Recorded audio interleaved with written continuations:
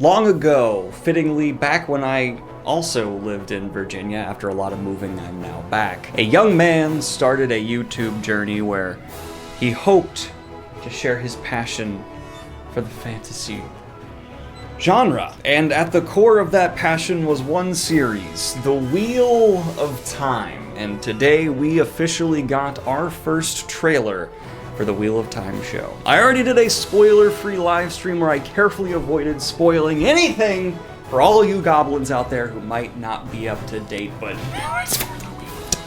we are going to go ahead and do a full book one spoiler breakdown for possible implications of what's being set up here. Note, I will not get into spoilers for the full series until way further on. I understand a lot of you have still not finished it, so I'll just keep it to book one and vague references to things in book two. Without any further ado, let's go ahead and talk about this trailer and my unbridled levels of excitement. It opens up with a shot of Egwene and Nynaeve, and I don't have too much to say here aside from the fact that I like that apparently we're focusing on Egwene at first, and that kind of tells me maybe narratively it'll be pulled away from Rand a little and evenly dispersed amongst the whole party. That's a large leap for me to take based off this, but I'm happy to do so because I love these characters, and hey, I'm allowed to speculate, leave me alone. And this is pretty clearly a part of Egwene being brought into the women's circle, a full, matured woman. Hi, this is Hindsight Daniel. I want to come back and apologizing for the phrase of full, matured woman. That was genuinely a horrific way to put that. Moving on. So now we get some shots of the village. We've already pretty much seen this from the concept art. It looks like Emond's Field, and then we cut in on our three boys. So we have Rand, Mat, and Perrin. Note, you can zoom in right diddly don darn here and see that Mat is literally, for his first shot of the series that we are getting in the trailer, putting dice on the table. Fitting. Mwah. Chef's kiss, whoever made that call. I love you. Rand is looking pretty boy Rand, and Perrin's looking Perrin. I got no issues with this here. Then we have Egwene walking in, and Rand looking so lovesick puppy at her. It is adorable. Oh my god, this guy is so deeply in love. Full spoilers for book one. There is a romance there, and I wonder if they'll make it more central than it's been. Okay, now the first thing I got a lot to say about, and this is a warder crying over an Aes Sedai ring, checking the casting. Okay, full spoilers for book one. If you want to get into this, you can get into this. This warder is crying over an Aes Sedai, and he's cast as the warder for an Aes Sedai. That's a change. Okay. Let's move on, and I'll talk about what clearly they're trying to add in as a storyline as we progress through the trailer, because I got many things to say about what I think my conspiracy theory of what they're developing here. This is the best shot in the trailer. This is number uno, best shot in trailer. Egwene emerging from the waters in her women's ceremony with the colors foreshadowing what's to come. This is art. This is a 10 out of 10 moment for the trailer. I got problems with this trailer, but this right here shows me a level of creativity and understanding of Robert Jordan's foreshadowing and attention to detail that I adore.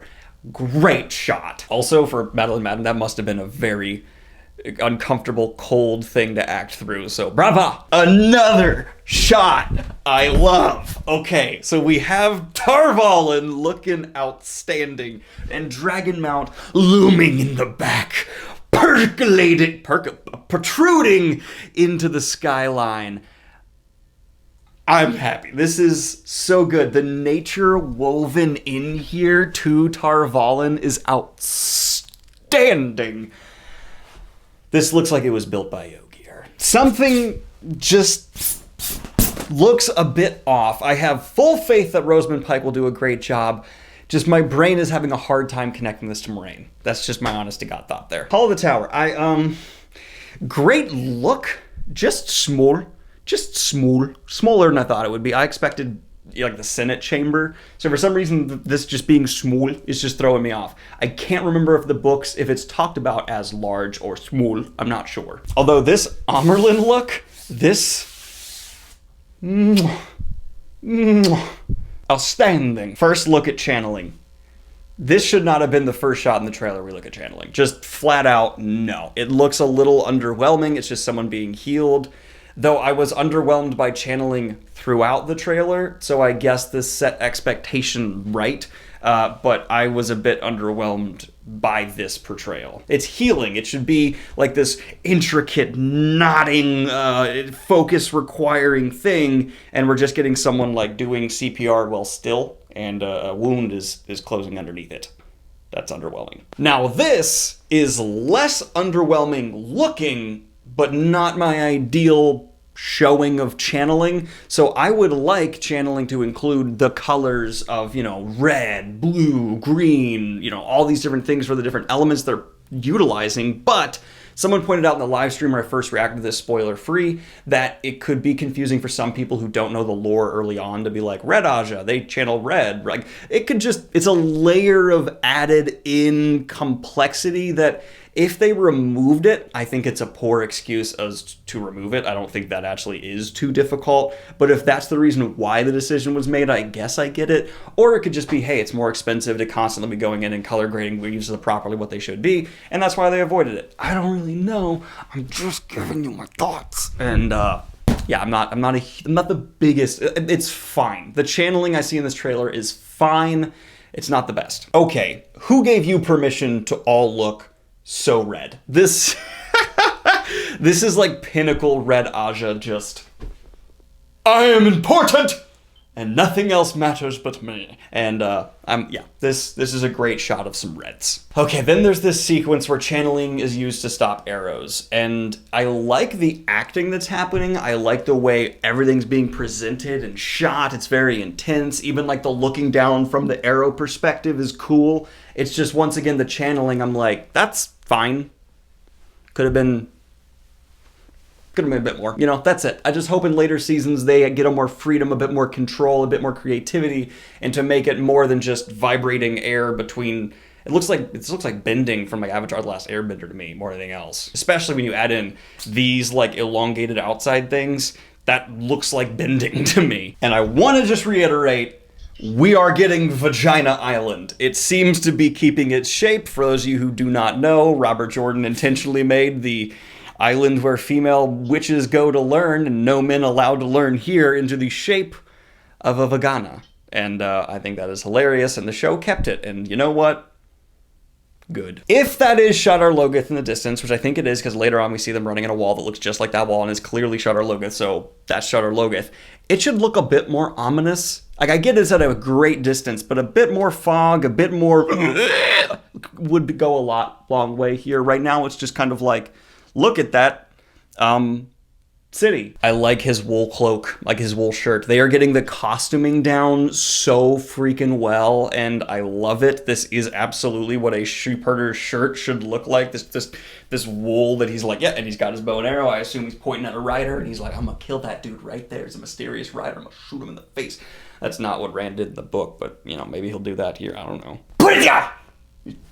No! Okay, so seriously, this is Matt getting the dagger. Looks great. Barney Harris's performance, I'm just so excited to see it, because in his audition tape we saw that the table read, or not audition, but the table read we saw, he just murdered it. So I'm hoping he uses that dagger to murder my heart. Again, Mashadar coming through, looks fine.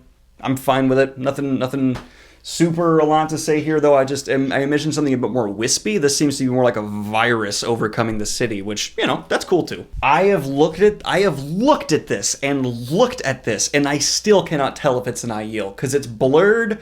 It could just be someone in weird traveling clothes that are Aiel-esque. The black vest here is really throwing me off, and they're not a desert ginger, so I'm a little just like, what are you? It does seem that they have made Rand and Egwene already have a physical relationship, which is fantastic. I actually, now that you've aged up the actors, think that is the right call. I like that, they're in their 20s, it looks like, or at least like 1920.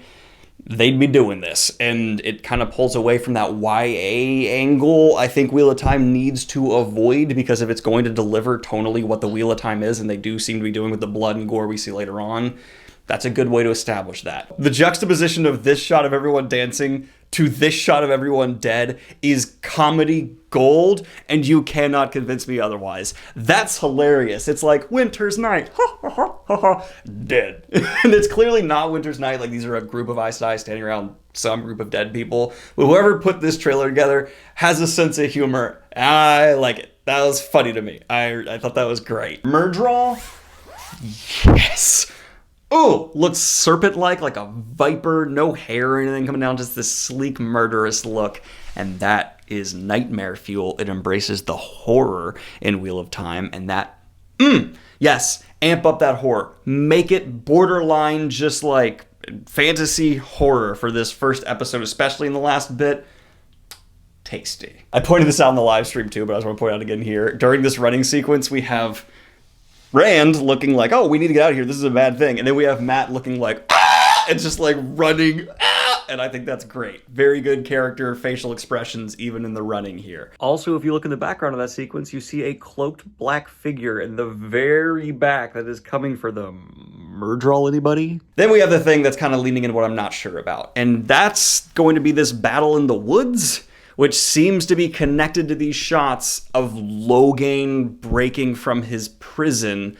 So either we're getting flashbacks to Logain's capture and attempted breakout, and maybe he's captured again, or this is an actual look at Logain getting a whole new storyline here in season 1 where he breaks out. And where I think that might be the case is we then see Nynaeve seeming to be in this battle that I am assuming are Logain's followers coming in, because the lighting and the character costumes and which characters are present line up here. So I think Nynaeve is witnessing Logain escape. You can put that together, though I still very much so could be wrong. All it would require is Nynaeve being in a white and fight scene later on that has similar lighting.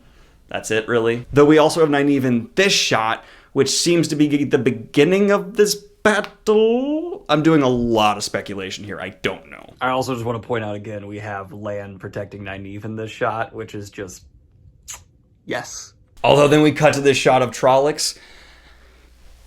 Give me him.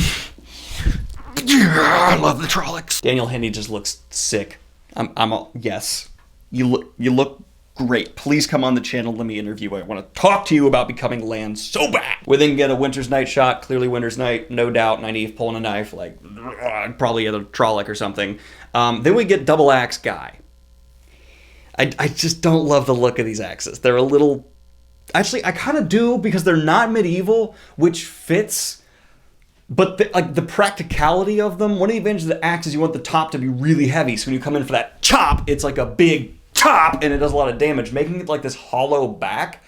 I don't know of any axe ever doing that. Correct me if I'm wrong, because it takes away part of the advantage of the axe, which is being really top heavy for a hard to stop hit. You know what I mean? We do know confirmed this is what they're going to make Waygates look like. Good looking Waygate. It's definitely not book accurate, but I'm not that attached to like the Waygate appearance. Sue me. He looks so good, I want to give him a little kiss. Oh, just a little. He looks so good. Good. I'm proud of you. You look great. This whole sequence, though, of Moraine and Lan fighting, mixed bag, but mostly very positive. I don't like how much movement I'm seeing from Moraine. Like, channeling to me has never been this, like, bending-esque thing where you're doing all this kung fu, swiggity-swargity, shwah! But the fact that we have Lan, like, rolling around her, like, moving with the weaves, like, jumping under what looks like an air attack to come up and swing... We know, if you read the books, this is how they fight. They are so in tandem because they're literally connected. So it's perfect. And I love that. It's so good. That shows me an understanding of the source material that I appreciate. It shows me a lot of effort, like pulling off stunts like this, coordinating them, way harder than a lot of people think. And yeah, that's good. And of course, we then smash to a title card. Dead Meat reference. Overall in the trailer, I'm feeling like a solid 7.5. I have complaints. I mentioned them. The lighting is still wonky to me, but I like it. Some people also say they really like the lighting because it makes the show feel more vibrant and bright and colorful, and I don't disagree. It does accomplish that. I'm excited. I'm very excited.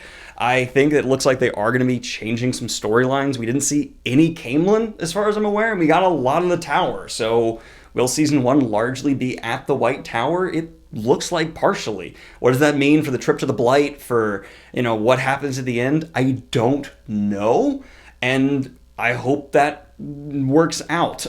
For me, that's kind of a big fear. Like, now that I'm watching changes be a thing, it's like I've been very like, yeah, there's some changes they gotta make, and now I'm seeing them like, do it well. But anyway, that's my spoiler-filled thoughts on the trailer. There wasn't too many spoilers here, but there are definitely some. Let me know what you think in the comments down below. That shot with Egwene foreshadowing her future, that's a good shot. This is a very good shot. It's a good shot. It's a good shot. Bye!